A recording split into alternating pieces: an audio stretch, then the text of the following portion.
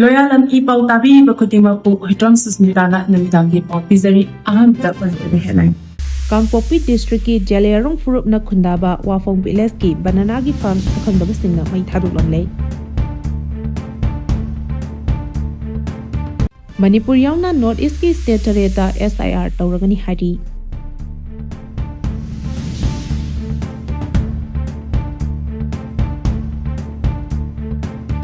CM na IDP Singi Rehabilitation Review Taukray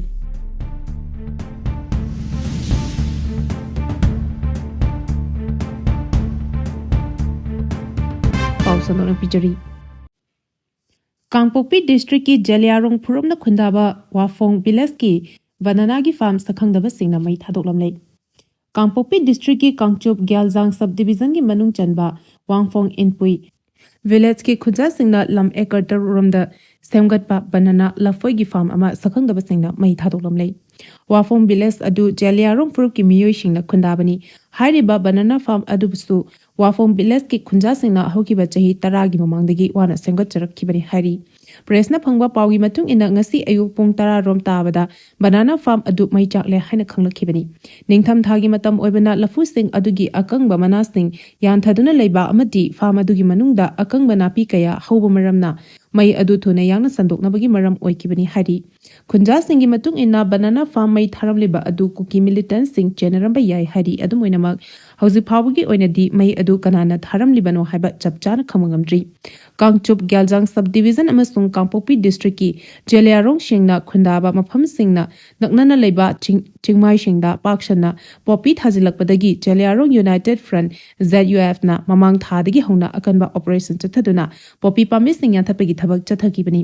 Jalayarong singi lamdal lona yadaba mongda popi thaba yaroi haina akanba mieng amagi makhada ZUF na miyamgal loinana popi yan thapagi thosil adu chathakibani ngasi Banana Farm mai tharamliba adu ZUF na chathakiba popi yan thapagi thosil adugi laman khumba oina mai tharamlibra habigi chingnaba lei hari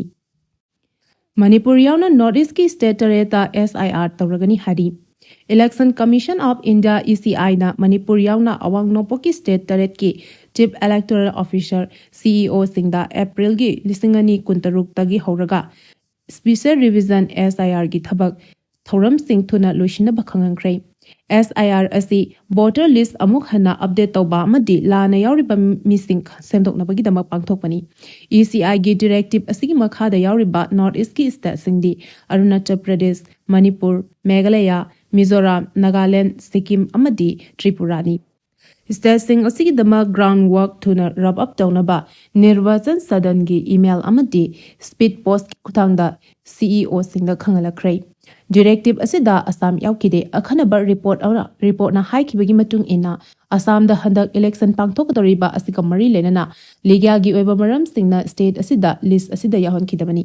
SIR asi periodic exercise amani masi voter roll bu amuk hana tasengba ohenaba amadi bot hadaba yaraba singbu register tohonaba pangthokpani Manipur gi oina SIR asina voter lista asoiba yawba amadi bot thadaba yaba miyushingbu bot thada hanaba miyeng thamli hairi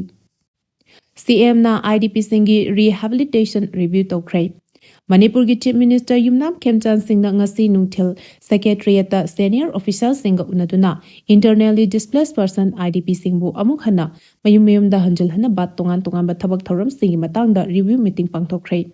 Mifamaduda CM na Chuchangpur amadi Kangpokpi District ki Kukizo MLA singa video conferencing ki kuthangda unaduna resettlement pension education amadi healthcare ka marilina bawafam sing tanaduna khanaki hari social media account da post torokpada CM na hai Secretariat ta senior officer singa unaduna rehabilitation gi roadmap amadi program gi matangda review tawkhrai education healthcare amadi connectivity singda miyeng thamduna affected communities singda sustainable oiba solution pinaba khanaki Manipur da normal purakna ba amadi coordination people's centric approach amal lorakna reform tawki hari video conference da minister Namcha Kipgen MLA La Jamang Hauki MLA Khauti amadi MLA Paunglelar Haukip na saruyaki MLA Khautena job card amadi financial gi matangda wafam puthorakpada CM na haikibada special job card sing asi district amadagi amada officer process ki khuthangda transfer toba yagani haiki Paugi marak thatna Loyalam E-PAO tabiriba khudimakna channel asibu nungsibiduna like amadi subscribe tawbiduna subscriber masing hengat hanbada adom sumateng pangbiyu MLA Bungjagin Balte Laikhidrei English ngani kolhumdagi me ahumdagi hawrakiba Kanglup anigi irang asigi marakta miyamgi mobta soktuna matam kuina laikanaduna lakiba Thanlon SCG MLA Bungjagin Balte ngasi Gurugram gi Mandata di Medicity Hospital da Numidawaram Laikhidrei Mahak ing kumjali singani koni thoida pangthokiba Manipur Legislative Assembly gi mikhalda Thalon Assembly Constituency gi BJP gi mirep oina paklakhibani panbayabadi Chuchampur lalerakhiba MLA asigi hakchang phibam sokchilakpadagi mahaki imung manungna Manipur da lengakta layeng bada mateng pangbina ba hajarakpadagi makhatana layeng na ba honakiba February 3 ta dalegi damak Imphal thadokibani mahak na Imphal thadoklamdai da Imphal airport da Chief Minister Yumnam Khemchang gasu unaram khibani Paumi singna protest thakre paumi singda kihan khangan ba tawbiganu paumi da khut thaba yaningde haina phongdorakli sakhang daba singna Manipur da nungtigi phongba pauche na harolgi thodanggi editor Khoirom Loyalakpabu tamthina phuramba khaknatana nomai kapsinra live attempt toropabu yaningda phongdotuna ngasi state asigi paumi singge apunba body oriba All Manipur Working Journalists Union amzu amadi editor Guilds Manipur EGM na ngasi wakat mifam chatakre kaisampal lema jamlai kai dalaiba yaifathongni community hall da lamdam asigi paumi singna chathakiba wakat mifam aduga mari lenana amzugi president Astem Baktana hai miyamgi damak lairiba journalist singda ka henba thabak chatharakliba singna amzu natraga EGM da hana tanaduna asoi aran semdoknabagi matam pibiyu senior journalist amabu live attempt torokpa asi condemn tawi thokliba thodok asi kanana kari maramgi thokhalibano haibadu khangdaba maramna achum aran puthokpa ngamhandre fana nungaina daba natraga asoba yawrbasu journalist sing amadi editor gi platform ama oidiba leriba Editors Guild Manipur amadi amzuda hana pawibiduna asoi aran sing semdoknabagi tanja pifam thoi masida natana lebak miyamgi seba tawriba journalist singda asinguma thabak chatharakpa asi condemn tawi protest aduda saruya khibi amzugi vice president Sonia Soren Sangwamna hai khibada media person amada asigumba khut thabagi thodok asi press ki freedom da singnabani amadi masi amuk hana thohanbiganu Journalist singna thodok asi athubu matamda fagat piyu haina chief minister da memorandum ama pisingre hari Lengaki school chaniga marfudara mari muthalagani haina education SK director na thamlaki bawa hakchina lawi hari Sitharaklaba Lengaki school chaniga marfudara mari hingar hanaba honabagi mahuta muthalagani haina education SK director na thamlaki bawa pham AIMS na hakchina lawi haina ngasi kwa kaitha leiba AIMS ki maya loisang da pangthoki ba pawgi mifam amada lup asigi secretary general oinam amarjina phondokhrei mahakna makhatana haikibada Lengaki school muthatpagi mahut lokhatpam thokpa thabaksing lokhatpiu school merge tawsin bana leiriba ireicha singi polum hanthahanba ngamloi Loinana Lengaki Fish Regulatory Body mathau tawhanbiu loinana lanai mahaisang singda piriba awabagi matangda economy yengchangduna makhoigi phangkham thokpa senfam phangalu mama mapa oriba singe amata ngairaba asadi macha singbu lairik laisu ningthina tamhanba heihanba amasung ngamlagadi Lengaki thabak macha amata oribasu tohanba haibasina oiri maramaduna mahai masing tamhanba haibasina ahanba mathawni hainasu launari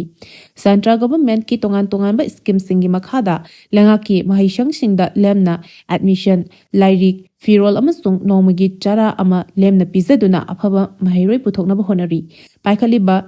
thawongshing asiga hairurabadi Lengaki mahailoisang asi cricket inafam thokpani adumapu iramdam asigi Lengaki mahailoisang mahai tambinaba mahairoi leitamana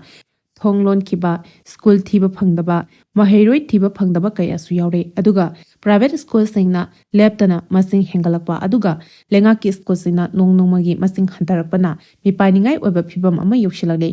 ngasidi Lengaki mahailoisang asi phibam ka hena soksin kibana macha sing lairik laisu tamhana bahona bada sel paijadaba mama ba singi achoba polum puduna makokta khudhapagi phibam da leire haina su phongdokhi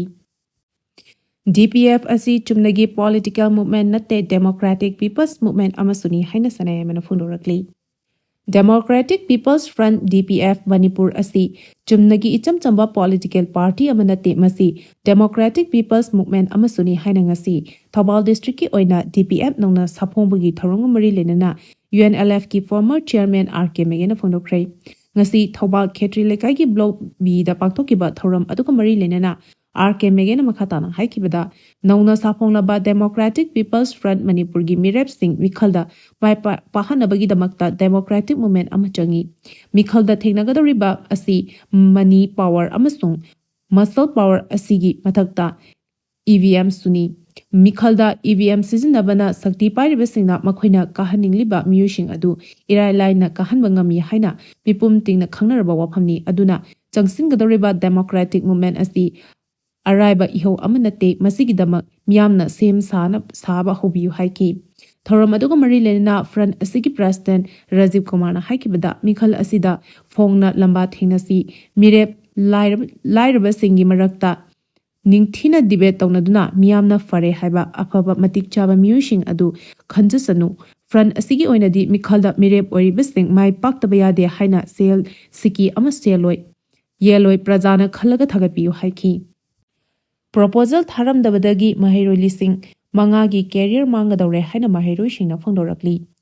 DM College of Science ki makhada leriba DM community ki makhada hangliba course singbu recognize tawnaba College Authority na National Commission for Allied and Healthcare Profession Act 2021 ki makhada proposal tharamdabadagi college asigi mahairoi lising manga romgi career mangmayana leire hari amaromda college authority ki thausadaba matau asigi mayokta college asigi mahairoi shingna college asigi principal gi room amadi hanadagi nodal officer gi room yauna room kaya solon sinduna khongjingkhrai mahairoi singi khongjang adu ngasi nungtil pung anirom taba matamdagi hauduna changsin khibani mahairoi lising mahairoi shingna khongjang aduda DM College of Science ki principal gi room DM Community College ki hanadagi nodal officer oiramba Professor L Hemchandra yauna room kaya solon khi khongjang naduga mari lenena mahairoi amana phongdorakpada community college asida hangba coursing asida hauzik tamliba mahairoi yauna mahairoi lising manga rom tamkhre adubu hairiba mahairoi shingna pairiba amadi paigadoriba certificate asi college authority gi maikedegi National Commission for Allied and Healthcare Profession Act 2021 gi makhada proposal tharamdabana maram oiraga kangka thangka oiragani hain oiraga tokadauri hari Paugi marak thatna Loyalam E-PAO tabiriba khudimagna channel asibu nungsibiduna like amadi subscribe tawbiduna subscriber masing hengat hanbada adom sumateng pangbiyu Arubada maruiba pau amuka hana pizari Kangpokpi district ki Jalerong Forum na khundaba Wafong village ki banana farm sakhangdaba singna mai Thadoklamle Manipuri yauna North East ki state tareta SIR tawragani haidi CM na IDP singi rehabilitation review tawkrai matang asida Loyalam E-PAO na namitangi pau bibil lazare tabiri ba khudimako amuka hana kurumjani